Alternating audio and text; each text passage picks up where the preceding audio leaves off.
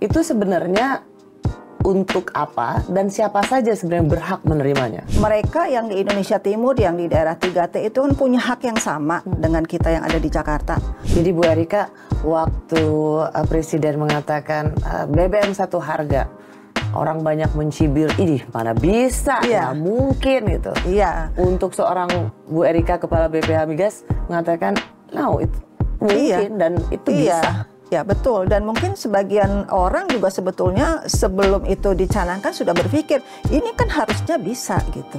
Cuma pertanyaannya Bu, 2024 kan sudah pergantian presiden. Ya. Lanjut apa stop nih Bu? Stand by studio, silent please. Mau ngapain? Siaran Mbak. Beda kamar. Hai, ketemu lagi di Kamar Rosi. Kali ini saya ingin ajak ngobrol seseorang yang juga mendapat tugas tentang BBM satu harga. Mungkin banyak di antara kita yang nggak terlalu peduli soal BBM satu harga. Tapi tahu nggak bahwa yang namanya BBM satu harga ini sangat-sangat dibutuhkan oleh saudara-saudara kita yang tinggal di pelosok, terutama di kawasan timur. Karena itu saya ingin mengajak dialog, ngobrol dengan Kepala BPH Migas, Ibu Erika Retnowati. Bu Erika, terima kasih udah di Rosi. Terima kasih Kak Rosi. Bu, saya mau tanya dulu. Saya ingat waktu itu ketika Presiden Jokowi terpilih di 2014, 2016 kalau nggak salah, ketika jalan ke daerah kawasan timur, Papua kalau nggak salah ya Bu ya. Terus kemudian tercetuslah BBM satu harga gitu. Nah kalau kita misalnya mengingat kembali, waktu itu banyak sekali loh Bu yang nyindir, mencemooh dengan mana mungkin BBM satu harga. Bu Erika sebenarnya ketika mendapat tugas untuk menyelesaikan target BBM satu harga itu melihat ini sesuatu yang mission impossible nggak? Menurut saya tidak mission impossible sepanjang memang ada niat ya. Ada niat, ada semangat untuk melaksanakan itu gitu. Dan nyatanya juga memang sekarang itu bisa berjalan BBM satu harga itu. Bu, mungkin ingatkan kembali bagi banyak orang yang mendengarkan podcast kita, sebenarnya apa sih konsep BBM satu harga ini dan untuk apa? Ya, jadi BBM satu harga itu salah satu program strategis nasional ya Kak Rosi. Program strategis nasional untuk menyediakan BBM di seluruh wilayah Indonesia, ini utamanya adalah di daerah 3T, ya tertinggal, terdepan, terluar. Dan itu sebagian besar memang di wilayah Indonesia Timur, gitu ya. Sebagian ada juga yang di Kalimantan. Jadi itu tujuannya adalah supaya semua masyarakat itu bisa mendapatkan atau bisa membeli BBM dengan harga yang sama dengan di Jakarta. Jawa. Ya, seperti terutama itu. Pulau Jawa sama dengan Jakarta. Ya, sama dan dengan satu Jakarta. harga ini adalah satu harga yang bersubsidi ya. Jadi kalau orang Jakarta dapat minyak yang bersubsidi, maka yang di Papua juga mendapat harga yang sama. Saya selalu ingat ketika mahasiswa Jakarta demo soal kenaikan harga BBM misalnya, itu kan pasti di Papua langsung ada yang komen, kalian baru naik segitu sedikit aja udah ribut. Sementara kami yang di Papua itu 1 liter bisa minimal 60.000, 100.000 bahkan. Oke. Nah, so kalau misalnya nih Bu, kita bicara yang disubsidi itu adalah solar dan Dulu kan premium Pertalite. Jadi kalau yang disubsidi di Jakarta berapa tuh Bu solar? Kalau solar kan 6.800 harganya, itu sama ya di seluruh Indonesia. Kemudian untuk Pertalite 10.000. Gitu. Itu harus mereka terima di kawasan 3T tadi yang tertinggal tadi. Dijual dengan harga sama seperti di Jakarta seperti itu. Bu, pertanyaannya adalah harga BBM satu harga ini kan dulu sudah dicanangkan 2017? Ya, dicanangkan 2016, tetapi mulai pembangunannya di 2017. Waktu itu kan masih premium, Bu? Waktu itu premium, nah, betul. Nah, sekarang jadi Pertalite. Iya. Jadi tetap masih relevan? Masih. Karena kan Pertalite itu adalah jenis bahan bakar khusus penugasan. Artinya memang harganya ditetapkan oleh pemerintah, tetapi kemudian ketika harga keekonomiannya melebihi dari harga yang ditetapkan itu nanti akan diberikan kompensasi. Nah itu dulu diberlakukan terhadap premium, tetapi kan kita tahu bahwa premium mungkin tidak terlalu baik ya untuk polusi seperti itu. Nah kemudian kita ganti dengan Pertalite. Bu, Ibu bisa ceritakan nggak? Jadi tentang BBM satu harga ini, di mana dari Sabang sampai Merauke, terutama saudara-saudara kita yang ada di Indonesia Timur harus menerima harga yang sama, harga yang disubsidi itu. Itu sebenarnya untuk apa dan siapa saja sebenarnya berhak menerimanya? Baik, jadi itu sebetulnya adalah perwujudan dari sila kelima, Kak Rosi. Sila kelima dari Pancasila adalah keadilan sosial bagi seluruh rakyat Indonesia. Artinya mereka yang di Indonesia Timur, yang di daerah 3T itu kan punya hak yang sama dengan kita yang ada di Jakarta untuk mendapatkan BBM dengan harga yang murah gitu. Artinya BBM dengan subsidi dari pemerintah seperti itu. Kemudian mengenai siapa-siapanya yang berhak itu sebetulnya sudah diatur di dalam Perpres 191 mengenai konsumen pengguna untuk JBT ya, solar dan Pertalite JBKP. Nah di situ antara lain ya penggunanya itu adalah kelompok untuk nelayan, kemudian kelompok petani, UMKM, kemudian juga kalau solar itu untuk transportasi darat ya, untuk penumpang gitu. Kemudian juga transportasi yang mengangkut barang-barang pokok seperti itu. Pertanyaannya kalau dulu Bu, di Papua misalnya, mereka bisa 1 liter BBM 100.000 gitu. Ya. Terus kemudian mau dijadikan satu harga, kan tentu harus ada. Selama ini kan bisa 100.000 ada karena ada cost-nya segitu kan, nilai keekonomiannya gitu. Nah supaya dia bisa turun sebenarnya apa yang dikerjakan? Iya, jadi dulu itu kenapa bisa mahal? Dulu itu memang sangat banyak daerah-daerah yang tidak mempunyai penyalur. Tidak ada SPBU-nya lah seperti itu ya dalam pengertian awam. Nggak ada SPBU, mungkin ada satu SPBU tapi sangat jauh. Sehingga kemudian nanti ada orang yang beli kemudian dijual kembali. Jadi mereka berjualan sebagai pengecer. Nah pada saat mereka berjualan sebagai pengecer, dia menentukan harganya ya terserah dia gitu kan. Suka-suka dia. Suka-suka dia, mau 100.000, mau 80.000 seperti itu.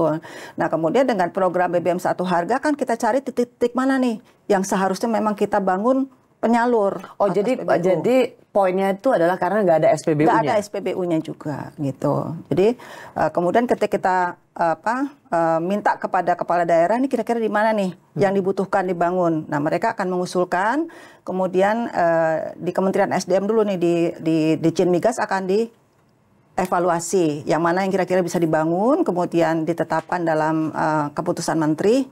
Kemudian dibangun di daerah itu. Nah kami dari BPH Migas ini punya tugas untuk mengawal supaya itu memang bisa terbangun, kemudian nanti bisa tersedia BBM-nya di situ, artinya memang dikirim dari terminal, kemudian nanti bisa didistribusikan kepada masyarakat. Jadi itu tadi penyebabnya adalah ada daerah-daerah yang memang tidak mempunyai penyalur, sehingga kemudian pengecer-pengecer itulah yang berjualan. Pertanyaannya kenapa bisa mereka nggak mau? Kan pasti kan kalau orang mau bikin pom bensin gitu Bu, mereka mikir siapa yang mau ngisi.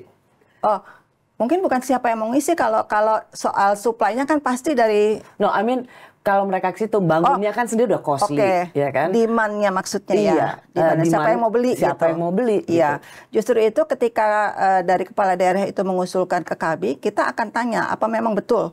Dan kita survei juga tentu. Sebetulnya di situ ada demand apa enggak gitu. Nah, mungkin di situ ada demand tapi yang tadi orang-orang itu terpaksa beli gitu kan pada pengecer yang menjual dengan harga mahal. Nah, kemudian kita bangun di situ dan kita akan menetapkan harga tentu sama tadi dengan di Jakarta. Karena yang dijual kan adalah BBM bersubsidi dan juga yang punya kompensasi tadi gitu. Pasti pelaku usaha itu kan akan mikir Bu, kalau misalnya mau bangun di situ itu kira-kira cost-nya seperti apa? Ya. Nah, ini apa yang membuat sebenarnya orang tuh mau tergerak untuk atau pelaku usaha kan pasti harus punya mitra usaha dong Bu. Betul. Supaya saya mau menjadi bagian dari penyalur di daerah-daerah 3T. Iya. Jadi pertama tadi yang saya cerita bahwa dari Kementerian ESDM kan membuat Kepmen menetapkan titik-titik yang harus dibangun. Nah ini kita tugaskan kepada badan usaha. penugasan dalam hari ini Pertamina untuk membangun. Jadi dia punya kewajiban nih, harus membangun sekian. Misalnya di tahun 2023 ini 89. 1 tahun 89. Nah, kemudian nanti dari Pertamina akan mencari mitranya bersama-sama dengan Pemda. Nah, kan yang mengusulkan kan Pemda, tentu dia ingin itu bisa terbangun kan. Jadi dia akan mencari mitra bersama dengan Pertamina, kemudian kita diskusikan, baru kita bangun. Memang kemudian ada pertanyaan, gimana dengan biayanya gitu kan. Nah, jadi memang dari Pertamina sendiri juga memberikan insentif yang lebih kepada mitra-mitra. Mereka yang mau menjadi mitra di daerah 3T. Seperti itu. Apa tantangan terbesar? Pasti hitung-hitungannya, Bu. Ya, tentu secara keekonomian tadi ya. Kemudian sebetulnya tantangannya tuh banyak, Kak Rosi. Dari mulai pembangunannya sendiri, biasanya kan daerah 3T itu infrastrukturnya belum cukup baik ya. Kadang-kadang ada yang jalannya belum terbangun, seperti itu. Boro-boro mau bangun SPBU. Iya, jalannya aja nggak ada ke daerah sana gitu kan. Kemudian nanti kalau seperti di wilayah Papua sekarang ya, terutama daerah pegunungan itu faktor keamanan. Nah, itu juga faktor keamanan itu cukup mengganggu kadang-kadang ya. Dari mulai kita mau membangun aja misalnya masyarakatnya menolak. Kalau menolak masih bagus, kadang-kadang kita dipalangin gitu ya. Faktor keamanan ya. Faktor keamanan.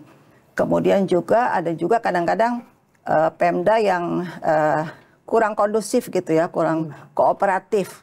Artinya kita sudah punya mitra, tetapi pada saat mengurus perizinan untuk agak bangun susah. SPBU nih ya, nggak dikasih itu. izinnya susah. Susah lama gitu. Cari lahannya juga nggak dibantu. Betul, ada juga seperti itu. Banyak tantangannya memang.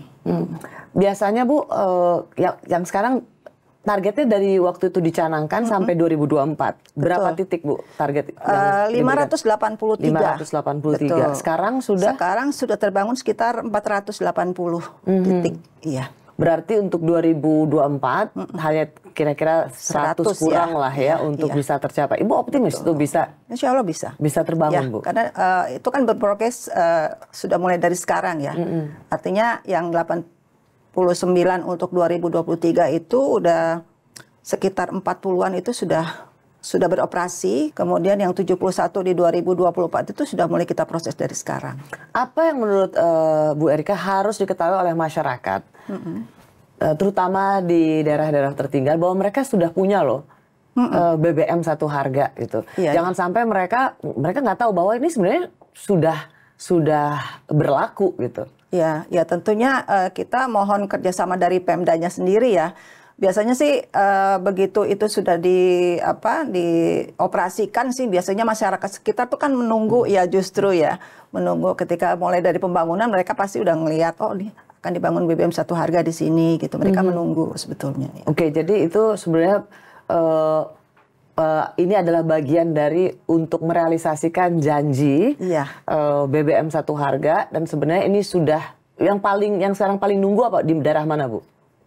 Papua. Tentu Papua, Maluku juga ya. Maluku juga. NTT.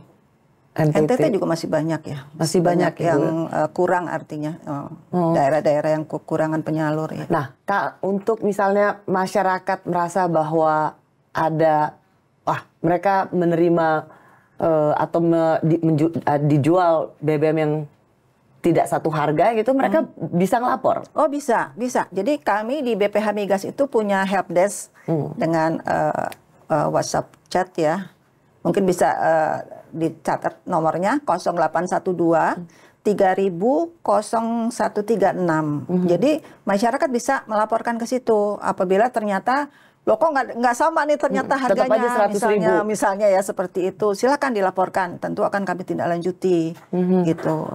Oh, jadi itu sudah ada ya mekanismenya. Jadi masyarakat yang mengisi Pertalite subsidi, jangan kemudian ketika dikasih harga 100.000 terima aja, ya harus diaduin ya. Kadang-kadang nggak punya pilihan lain Bu. Ya betul sih, betul. Ya kan? Ya. Nah, kalau Ibu bisa cerita apa lagi sebenarnya upaya yang dilakukan untuk menuntaskan target BBM satu harga ini? Itu. Ya memang kemarin tuh agak tersendat dalam hal mencari mitra itu ya. Tentu kita kemudian secara intens berkoordinasi dengan Pemda. dan juga dengan badan usaha penugasan kita dengan Pertamina. Jadi waktu itu sempat hampir setiap minggu tuh kita kayak roadshow gitu ya, ke Maluku, ke Papua gitu, dikumpulkan Pemdanya, terus kemudian masalahnya apa sih, kita cari solusinya sama-sama begitu. Jadi ya alhamdulillah kemudian bisa teratasi lah kesulitan di lapangan itu. Gitu. Artinya sebenarnya Bu Erika ingin mengatakan bahwa tanpa usaha yang maksimal juga dari para kepala daerah, rencana untuk memberikan keadilan, kesetaraan bagi masyarakat yang berada di kawasan tertinggal itu yang menjadi susah dicapai ya. Betul. Karena, tanpa ada proaktif dari kepala daerahnya. Iya, betul. Ini program kita bersama, bukan programnya BPH Migas saja atau programnya Kementerian SDM saja. Justru ini kan untuk memajukan di masyarakat di daerah itu. Tentu Pemdanya sendiri kan harus lebih proaktif begitu ya, mencari mitra misalnya seperti itu. Itu yang kita dorong ya. Sebagai mitra, Bu Erika, apa sih untungnya membangun BBM Satu Harga? Ikutan di BBM Satu Harga. Iya, jadi kan kalau setiap penyalur ya, mitra penyalur itu kan pastilah ada marginnya, ya pasti ada keuntungan mungkin. Ya tetap harus ada cuan lah ya. Iya, pasti ada gitu. Nah, apa tapi insentifnya Bu? Karena kan bagaimanapun juga membangun SPBU di daerah situ kan nggak gampang, pasti lebih costly. Gitu. Iya. Jadi kalau soal cost-nya itu mungkin justru kepada Badan Usaha Penugasan ya pada saat mereka mendistribusikan ke daerah yang sulit tadi ya.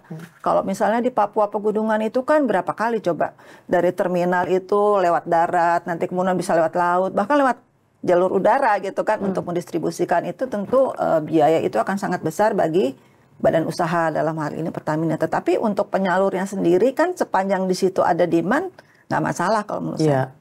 Ada demand, kemudian dia juga sudah pasti kan dapat margin sekian untuk setiap liter, sudah pasti gitu. Itu sih. Jadi sebenarnya memang ya terlepas setiap pengusaha punya hitung-hitungan lain ya, tapi sebenarnya tetap ada insentif bagi mitra yang mau bekerja sama untuk membangun atau menjadi penyalur di daerah-daerah tertinggal. Kalau BPH Migas sendiri menurut Ibu jadi apa? Apa yang harus diketahui oleh masyarakat sebagai tugas dari BPH Migas dan masyarakat bisa ikut membantu BPH Migas dalam hal penerapan BBM Satu Harga? Iya. Jadi tugas kami di BPH Migas ini kan melakukan pengaturan dan juga pengawasan ya terhadap pendistribusian BBM ini. Jadi tentu kita mengharapkan masyarakat juga membantu kami dalam melakukan pengawasan. Jadi kan kita nggak mungkin tiap hari keliling ya, tetapi kita mohon kepada pemerintah daerah, kemudian juga kepada masyarakat setempat itu ikut mengawasi. Artinya tadi yang Kak Rosi sampaikan, kalau ternyata kok dijualnya ternyata kemudian berubah gitu ya, tidak seperti pada saat diresmikan misalnya gitu kan. Kadang-kadang ada juga tuh waktu diresmikan, iya betul harganya sama satu harga, kemudian beberapa saat beda gitu kan. Ada misalnya seperti itu, tolong dilaporkan kepada kami.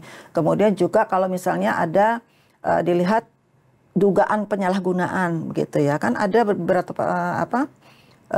masyarakat yang memanfaatkan BBM subsidi itu dibeli kemudian dijual lagi misalnya gitu kan ke industri. Nah itu juga tolong dilaporkan kepada kami gitu supaya kami bisa ikut kemudian nanti menindaklanjuti laporan-laporan dari masyarakat itu. Gitu. Jadi BPH Migas punya kewajiban untuk memastikan bahwa BBM Satu Harga ini bisa dinikmati. Mengontrol juga memantau, tetapi tentu nggak bisa sendiri. Tadi Bu Erika sudah memberikan nomor WhatsApp yang bisa untuk pengaduan. Jadi jangan sampai begitu diresmiin malamnya harganya udah beda. Jadi sudah ada nomor hotline yang bisa menjadi aduan bagi masyarakat. Cuman memang BPH Migas punya kan mekanisme pemantauan, meskipun Bu Erika bilang ya nggak bisa juga tiap hari patroli kan. Iya betul. Jadi kan untuk semua daerah itu kan sebetulnya sudah ada sistem digitalisasi ya. Badan usaha itu sudah mempunyai mekanisme tersendiri, sistem tersendiri bagaimana mereka itu tetap melaporkan kan ya ke Pertamina. Nah itu kami bisa dapatkan datanya. Laporannya itu artinya pengawasan kita itu bisa pengawasan melalui sistem, tapi juga kami juga melakukan kunjungan-kunjungan ke lapangan untuk memonitor seperti itu. Jadi Bu Erika, waktu Presiden mengatakan BBM satu harga, orang banyak mencibir, ini mana bisa, nggak mungkin gitu. Iya. Untuk seorang Bu Erika, Kepala BPH Migas, mengatakan, no, itu mungkin dan itu bisa. Ya betul, dan mungkin sebagian orang juga sebetulnya sebelum itu dicanangkan sudah berpikir, ini kan harusnya bisa gitu. Kan meskipun disampaikan itu kan biayanya mahal, ke sana distribusi, kan bisa ada subsidi silang dengan daerah-daerah yang gemuk lah, yang di Jawa misalnya gitu. Kan kita bisa bersubsidi silang itu. Menemukan pola bisnisnya lah. Distribusi bisnis. Iya, betul. Seperti apa yang pelaku atau mitra usaha yang terlibat, dia juga punya keuntungan yang baik gitu, tetapi juga masyarakat tetap terlayani. Masyarakat tetap terlayani. Bu Erika, ini kan 2024 harus ada nih titiknya 583. Betul. Berarti sampai 2024 kira-kira kurang lebih 100 lah, kurang dari 100. Iya. Yakin bisa nih? Yakin. Bisa ya Bu? Insya Allah, iya. Berarti kira-kira kalau misalnya saya nggak mau hitung, ini kan udah November, Desember saya nggak hitung. 12 bulan lagi itu, jadi 1 bulan 10 kurang lebih ya. Kurang lebih loh, iya, Bu. Iya. Bisa tuh Bu? Bisa. Artinya ini sebuah kabar baik dong. Iya. ini kabar gembira nih. Iya. Tinggal berapa? 80% dari target lah ya kira-kira Bu. Iya, kurang lebih. Iya. Betul. Selama ini Bu, dari semua yang pencapaian ada dalam progres yang ada, apa Bu kira-kira challenge atau sesuatu yang masih bisa diperbaiki? Yang terutama adalah bagaimana kerjasama dari pemerintah daerah itu sendiri. Artinya seharusnya ketika mereka mengusulkan, tidak berhenti di situ gitu. Kayaknya kalau sudah diusulkan, kemudian sudah ditetapkan di dalam KPN bahwa itu akan dibangun, ya dipantau terus. Kemudian bagaimana caranya itu bisa segera terbangun kan gitu ya. Itu kan kadang yang ini orang dia ngusulin tapi dia dia yang minta, terus dia minta tiba-tiba ada sinterklas gitu ya datang untuk ngasih. Kan nggak seperti itu gitu kan, masalah perizinan. Ya usaha. Iya betul. Usaha kita dong, sama-sama lah usaha ya.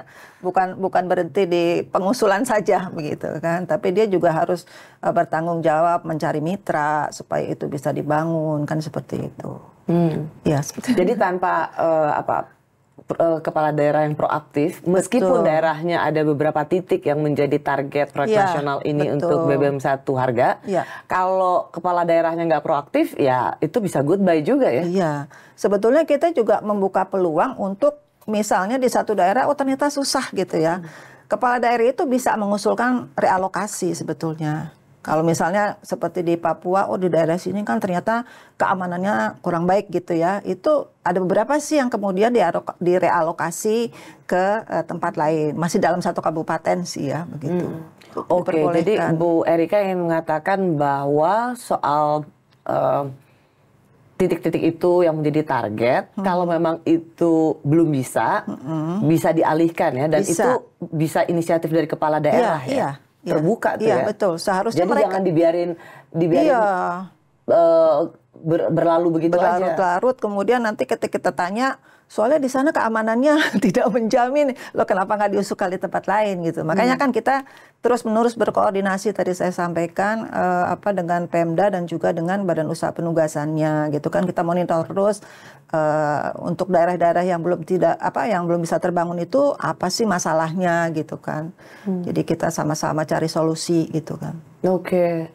So sebenarnya ini berita yang baik.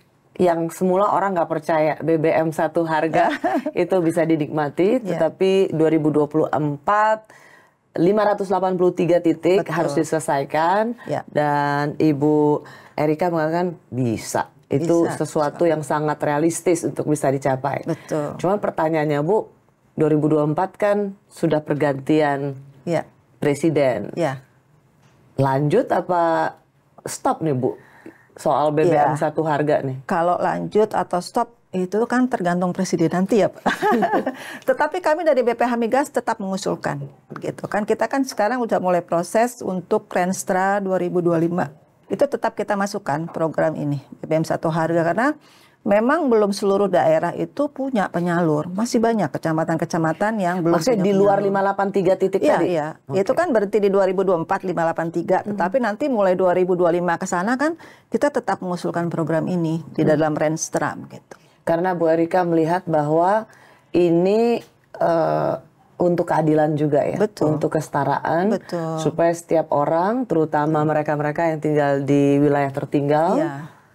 bisa menikmati layanan BBM yang sama dengan mereka-mereka yang ada di kota besar. Iya, kan pemerintah punya kewajiban ya, punya 3 kewajiban. Satu, harus menyediakan, ya. Kemudian kedua, masyarakat harus mudah mengaksesnya, dan ketiga, harganya harus terjangkau. Nah itu ya menjadi kewajiban kami dari BPH untuk merealisasikan itu. Gitu. Baik, ada pesan lain Bu Erika untuk mereka yang dulu pesimis bahwa gak mungkin ada BBM Satu Harga, tapi ternyata Bu Erika di sini mengatakan itu sesuatu yang bisa dicapai. Dan kalau misalnya ada masyarakat yang melihat BBM Satu Harga itu diterapkannya berbeda, silakan diadukan ke BPH Migas. Nomornya nanti bisa Anda lihat di layar. Ada lagi yang Bu Erika ingin sampaikan? Ya, jadi mungkin kepada stakeholder ya, artinya pihak-pihak yang sebetulnya sangat bisa membantu kami untuk merealisasikan ini lebih cepat, lebih baik. Misalnya dari PUPR, misalnya begitu ya, itu kan juga perlu kerjasama untuk membangun infrastruktur di sana, gitu kan. Karena seperti di Papua itu kan juga masih ada jalan-jalan yang belum tersambung, sehingga kemudian ketika itu sudah terbangun, mau mendistribusikannya sulit, misalnya seperti itu. Kemudian juga tadi dari Pemda masalah perizinan seperti itu ya. Karena ini program strategis nasional ya seharusnya kita dukung sama-sama seperti itu. Kalau 2 itu tercapai, saya sih yakin sebenarnya pelaku usaha nggak berat hati kok ikut berpartisipasi. Memang kendalanya pelaku usaha untuk mungkin tidak tertarik ya 2 hal itu. Dia kan nggak mungkin ujuk-ujuk bangun SPBU tanpa jalan yang benar, tanpa akses yang benar, dan juga kepastian hukum dari para kepala daerah. Ya, betul. Ibu Erika, terima kasih banyak ya. Sama-sama. Next time kalau saya ketemu dengan Ibu Erika, kita salamannya salam 583. Apa itu? Spotnya, Oke. Target 583. 583. Oke. Thank you. Jangan 123 itu capres. Oh iya, nggak boleh jadi ya. Kita 583. Titik penyaluran BBM Satu Harga. Terima kasih Ibu Erika. Terima kasih, sama-sama Kak Rosi. Kita jumpa lagi di Kamar Rosi selanjutnya. Sampai ketemu.